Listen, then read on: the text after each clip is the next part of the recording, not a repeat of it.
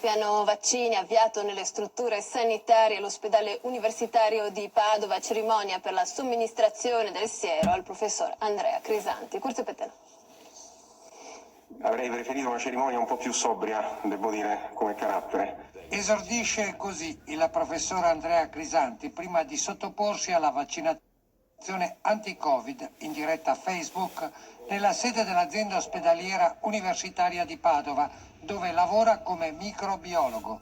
Un testimonial significativo, ma, spiega il direttore, nessun privilegio. Oggi è proprio il suo turno, nel senso che noi abbiamo attivato la vaccinazione andando a privilegiare quelli che sono i reparti Covid e all'interno dei reparti abbiamo scelto l'età anagrafica. Per Crisanti l'occasione per fugare le perplessità sollevate da sue passate dichiarazioni. Io non sono stato mai contrario ai vaccini, però penso che c'è stato un problema di trasparenza. Questo problema è stato in qualche modo risolto con la condivisione dei dati pubblicamente alla comunità scientifica e anche al pubblico. Siamo di fronte a un momento di svolta, abbiamo a disposizione dei vaccini che sono sicuri. Procede in Veneto il piano vaccinazione per il personale sanitario. Negli ospedali resta la pressione per i malati Covid.